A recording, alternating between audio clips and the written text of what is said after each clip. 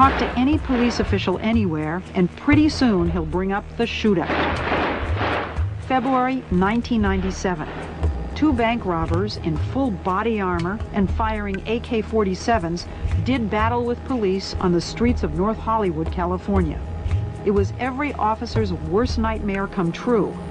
Cops outgunned by the bad guys. The one weapon that we've identified could go through a bulletproof vest at 200 yards.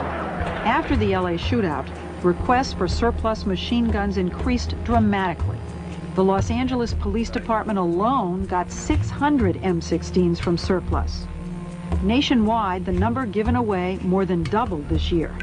And many departments decided to issue them to regular patrol officers on daily duty, all because of one shootout in one city.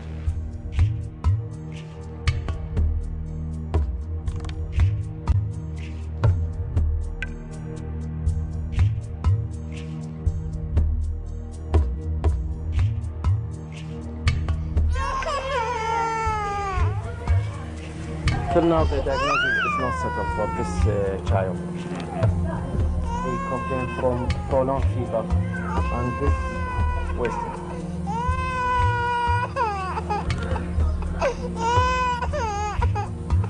We have heard that 500,000 children have died. I mean, that's more children than died in Hiroshima. And you know, is the price worth it? I think this is a very hard choice, but the price, we think the price is worth it. Worth it because she believes the sanctions are working. In November 1997, former U.S. Attorney General Ramsey Clark headed a delegation of the International Action Center on his 7th trip to Iraq to investigate the continued effects of the United Nations sanctions on the population. We were shocked by what we saw, an almost total absence of medicines, medical supplies, and spare parts for the equipment. Despite the heroic efforts of medical personnel, babies, children, and the chronically ill continued to die in vast numbers. The United States government claims that Saddam Hussein is to blame for the crisis. What is the real cause of the suffering? The sanctions. They are an extension of the 1991 United States war against Iraq.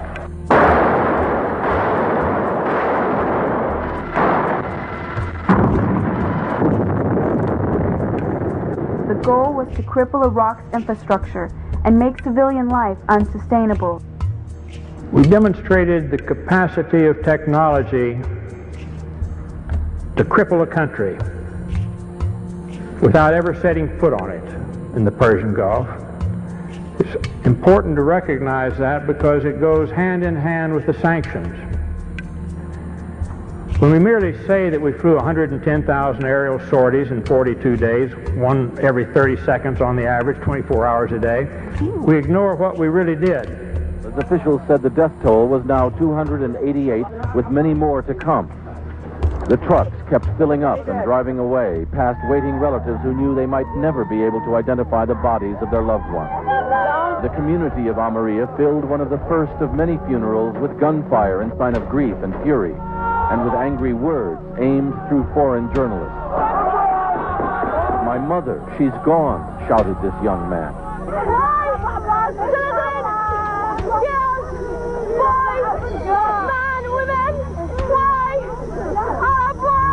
This woman asked, "Could not all your modern technology tell you that there were children and women here?" Bill Blakemore, ABC News, in the Almeria district of Baghdad. We destroyed every silo for grain or anything else storing food in the whole country.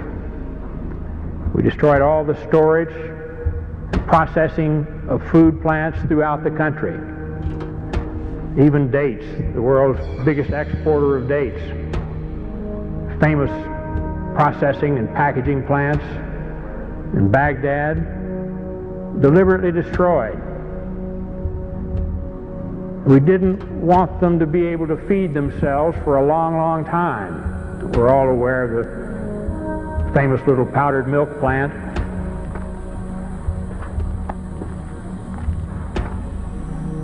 The United States government says that in this factory here you are making chemical weapons. Is that true? No, that's not true. They are lying. because this is milk for children. This powder, milk of children. Nothing else was made, only this in the factory? Yes, and you can see it yourself. With the only factory in the Middle East to produce powdered milk, they were producing about 17% of their powdered milk requirements. We destroyed that, cut off all the milk. The malnutrition of the mothers immediately jeopardized all of the infants. 70% of the pregnant women, even today in Iraq, suffer anemia. The death rate for children has soared compared to 1989, the last year before sanctions.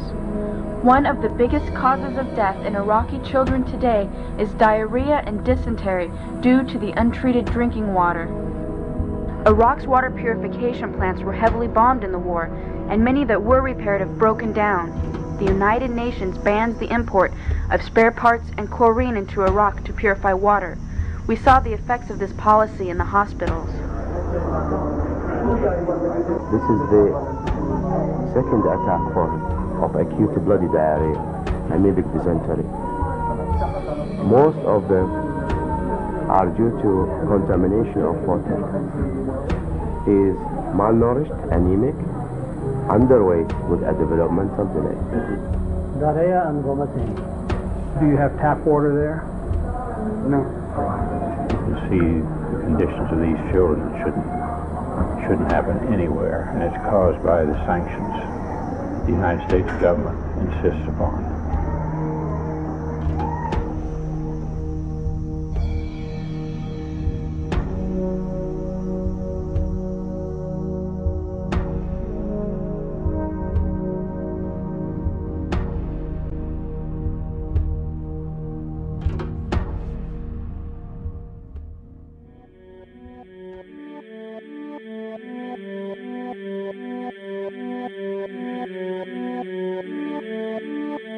The daily life we perceive with our five senses is not reality. Quantum physics has shown that space and time are illusions of perception. Therefore, our bodies cannot truly be a reality if they occupy this space.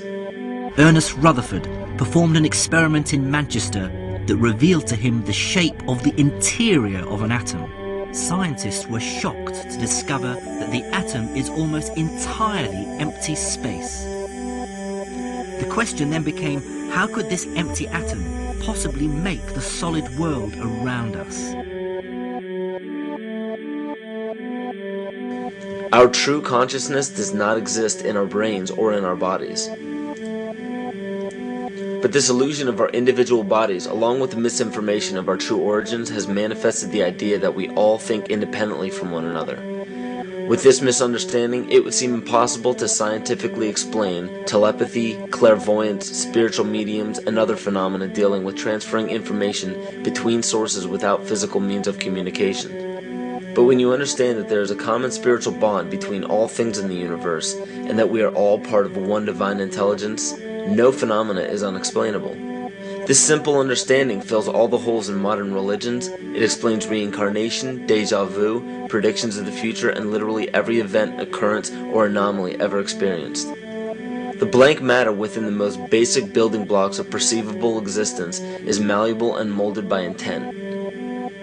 This means that consciousness shapes our reality. This seems difficult to accept for most, and it is quite understandable. In modern times, we are taught from an early age how to think rationally and tangibly. This is a very left-brain method of education, and it has more harmful effects than it's given credit for. The left brain deals with logic, details, facts, patterns, practicality, science, and math, as the right brain deals with feeling, intuition, symbols, images, risk-taking, philosophy, and religion.